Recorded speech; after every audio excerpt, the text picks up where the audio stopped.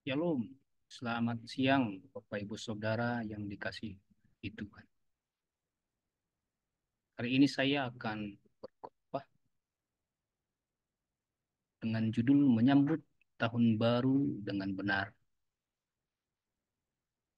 Didasarkan pada ayat Yeremia pasal 33 ayat yang ketiga. Saya akan berkhotbah dengan judul menyambut tahun baru dengan benar. Didasarkan pada Yeremia 33 ayat yang ketiga.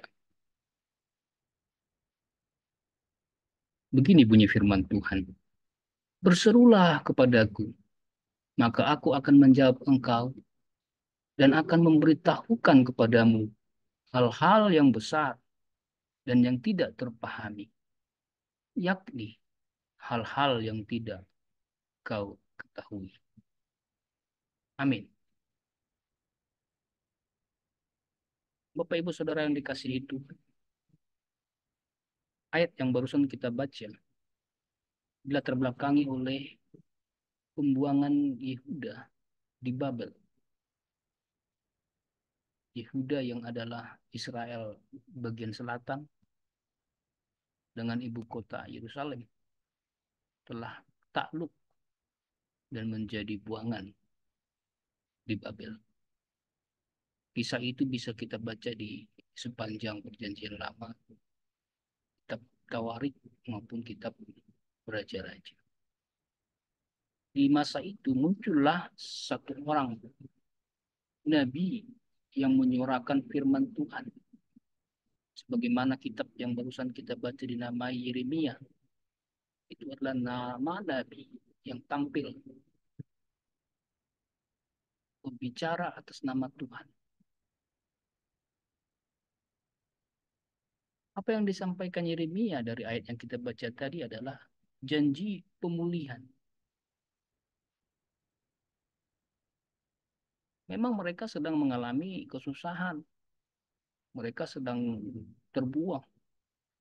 Akan tetapi, Yeremia melihat ke depan dan mengajak umat Tuhan untuk menyaksikan tindakan-tindakan Tuhan Allah yang tak terpahami,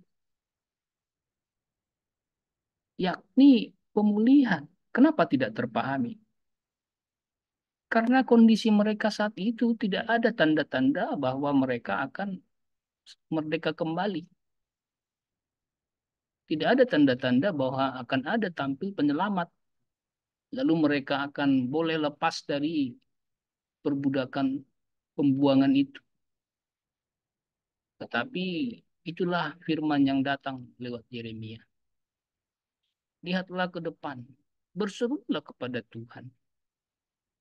Berserulah kepada Tuhan. Maka niscaya engkau akan melihat ke depan. Apa itu? Hal-hal yang besar. Bukan hal-hal biasa. Apa itu? Hal-hal yang tidak terpahami. Bukan hal yang mudah dipahami. Hal-hal yang tidak diketahui oleh Yehuda. Itu yang dijanjikan Tuhan kepada orang Israel Selatan waktu itu. Maka apalah relevansinya bagi kita, saudara, di tahun yang baru ini? Maka sesuai dengan judul khotbah menyambut tahun baru dengan benar, maka khotbah ini adalah ajakan agar kita, umat Tuhan masa kini, menyambut tahun baru dengan benar. Mengapa ajakan ini begitu penting disuarakan? Ah, kita perlu mengingat dan melihat sekitar kita, saudara, bahwa ada saja di antara orang-orang Kristen yang menyambut tahun baru dengan cara yang tidak benar. Sebutkan saja mereka yang akhirnya banyak hura-hura. Sebutkan saja mereka yang akhirnya banyak pesta pora atau cara-cara lain ngebut di jalanan, begadang buat keributan, ada yang malah tawuran, atau jangan-jangan ada malahan yang menyambut tahun baru dengan berbuat kejahatan. Kesempatan nih, nggak datang tuh orang pulang ke rumahnya, lagi di kampung, rumah kosong nih, kesempatan lompat pagar, congkel gerbang, congkel pintu jendela, pintu dapur, pintu depan, genteng, buka bongkar, aman nggak ada orang, ambil barangnya. Menyambut tahun baru dengan jahat, mencuri, merampok, kesempatan, ada rame-rame orang di jalanan, nggak sadar mereka kita copet, atau dengan sengaja begal. Ada banyak cara yang dipakai iblis, dipakai orang jahat, sehingga kita menyambut tahun baru bukan dengan cara yang benar. Harusnya kita duduk bersama berdoa bersyukur sama Tuhan. Malahan kita ketangkap polisi di penjara. Harusnya kita bersama keluarga berdoa bersama, menyambut tahun baru dengan benar, bersama jemaat Tuhan di gereja. Malahan kita tangkap hansip.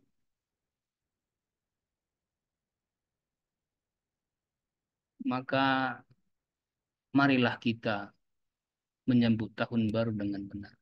Lihatlah hal-hal yang belum kita ketahui di tahun yang baru ini. Hal-hal yang belum pernah kita lihat di tahun sebelumnya.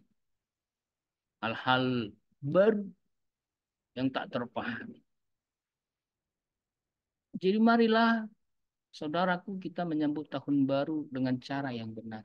Yang menjadi pertanyaan adalah bagaimana cara kita menyambut tahun baru dengan benar. Yang menjadi pertanyaan bagi kita sekarang adalah bagaimana cara kita menyambut tahun baru dengan benar.